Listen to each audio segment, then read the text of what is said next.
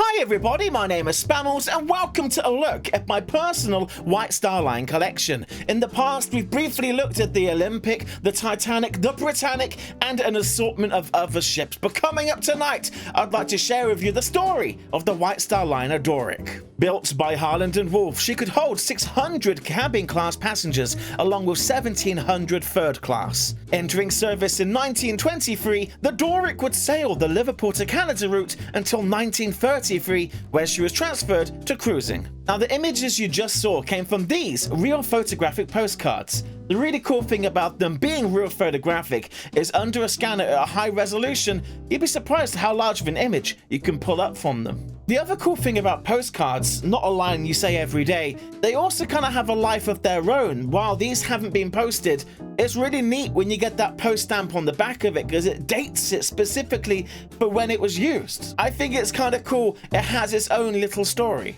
Next up, we have two glorious examples of picture postcards showcasing official artwork for the ship. In a world full of black and white photographs, it's always nice to see a little bit of color from time to time. Now, there's a reoccurring theme with these artworks. The ship is always disproportionate in scale to anything it's around. It's always the larger, more grandiose, beastly, magnificent thing in frame, and everything else around it is small in comparison.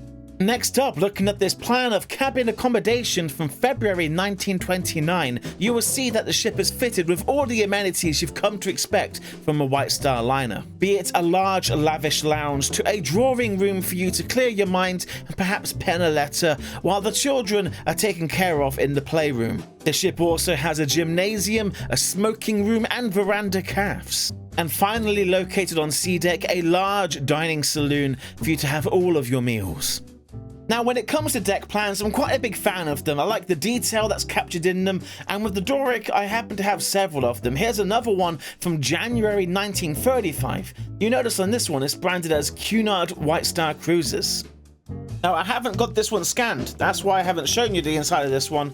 I'm not opening it because it's too big. Now, the Doric was a very popular ship, especially with newlyweds. It was even nicknamed Cupid's ship on account of all the love floating around the deck. Newlyweds or not, the Doric simply meant a fantastic time. I especially like this photograph with the life preserver. I don't know why. It's something about seeing the White Star Line RMS Doric. It's awesome. In this other photo taken from her cruising days, you can see a swimming pool has been erected out on deck, with passengers having a fantastic time cooling down in the sun. In this other photo, you can see deck chairs are laid out. It's almost like a day at the beach. In this next photo, we can see the tourist third cabin promenade deck. Big old empty space for you to stroll around, pull up a deck chair, and just enjoy life as it floats by calmly and peacefully. And finally, in these home photographs, you can see a group of people sat down enjoying a cup of tea outside the smoking room. The windows open and stained glass windows rolled down. It must have been a hot day. In the following photo, the group of men have moved the congregation to the lifeboats. Makes you wonder what they're thinking. If you look behind the fellow second in from the left, you can just make out the last letters of the Liverpool plaque on the lifeboats. I love all of these photos because they're all glimpses into life on the Doric. It's all not well and fine seeing the ship, all magnificent and mighty, but that isn't the whole story. It is these unique moments captured on board the ship that gives the ship life. Real people, real stories.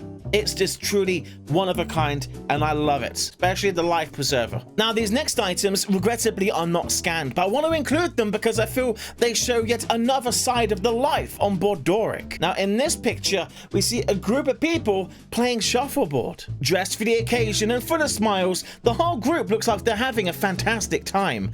In the background is a couple more lifeboats. Now, the second item, earlier we spoke about color. Let's bring back some color. Look at this. It's very simple, it's very small, but it's lovely. It's a Doric Cruises 1934 little pamphlet. It is advertising Mediterranean cruises for May 18th, June 2nd, June 23rd, and July 14th. costing £10 and £13 respectively. Now, if you please forgive me, these next images I don't want to share the scans of because they're particularly rare images, and I'd rather keep control of the high-res scans if that's okay with you. It wasn't all ice creams and sunshine for the Doric, for she would have a collision that would be her death stroke. The Doric was out on yet another cruise. I believe she was even nearing the end of it, and then tragedy struck. She collided with a French ship called the Formingley. Now, the ship had received pretty bad damage. The collision had holed the hull above and below the waterline. The captain, fearing the worst, ordered an SOS be sent out. The lifeboats swung out and the passengers evacuated from the ship.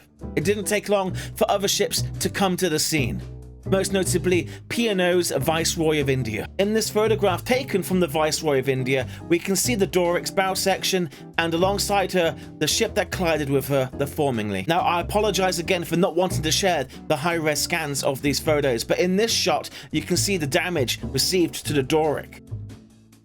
In this next photograph, it's like a scene from Titanic. You can see the Doric, you can see all of her lifeboats, one by one coming down the side. One of the lifeboats is even at a funny angle. Her funnels billowing out smoke, filling the sky. Now, it didn't take long for another ship to arrive on the scene, the Orient liner Orion. And working with the Viceroy of India, they deployed their own lifeboats to help ferry the passengers over as quickly as possible. One by one, the lifeboats, full of Doric's passengers, pulled up alongside the rescue ships. In this photograph, we can see one of Orion's lifeboats pulling up alongside Orion. In fact, I have a newspaper clipping that's not this exact shot, but it's one taken moments after. The text under it reads, "One of the pictures which appeared with others exclusively in the later editions of Saturday's Daily Mail of passengers rescued from the crippled Cunard White Star liner Doric, arriving alongside the Orient liner Orion after she had raced to the Doric's aid in response to an SOS off the coast of Portugal." Meanwhile, over on the Viceroy of India for P&O line, you can see their boats lining up, bringing even more survivors to their ship. And yet even more photographs of even more passengers coming aboard. These are amazing shots, and these are the originals as well. I'm very, very proud to have them in my collection, and I hope one day put them in a book or something. This next item comes from onboard Viceroy of India, and it's a very special piece. And again, I'm very proud to have this as part of my collection to complete this entire scene. And what we have here, well, there's a number of items on top of each other. I will probably show some of the scans. But on the very top, at the very bottom, we have meals for Doric passengers. Tummies full of food makes for happy passengers. But more importantly, underneath that, it's a letter from the passengers of the Doric to the Viceroy of India. Reading from one of my scans, it says, "A record of sincere appreciation and gratitude. We, the undersigned passengers of the SS Doric, wish to put on record our heartfelt gratitude to the captain, officers, crew staff, and crew of the SS Doric for their splendid efficiency and wonderful assurance in the recent mishap. The fine organization and their remarkable cheerfulness and courage displayed was in accordance with the highest traditions of British seamanship. It reflects the greatest credit on all of those mentioned and on the great steamship company whom they serve. To the captain, officers, and crew of the SS Viceroy of India, we express the highest admiration for the efforts made for our safety. We gratefully remember that the SS Viceroy of India was the first vessel to come to our aid, and we shall never forget the welcome we received on the ship and the unsparing efforts that were made for our comfort. The undersigned, in expressing their deepest gratitude, respectfully suggest that the captain of the SS Doric and the captain of the SS Viceroy of India enter the terms of this record of appreciation in their logbooks. Rule Britannia. So I know what you're thinking. The Doric, did she sink? What happened to her? Well, no, she didn't sink. She stayed afloat and she was towed to the port of Vigo, where she received emergency repairs and then sailed back to England. Sadly, upon further inspection, she was deemed a write-off. The amount of money it would take to repair the damage was way too much, and this came at a time where Cunard White Star was looking to whittle down their fleet of ships.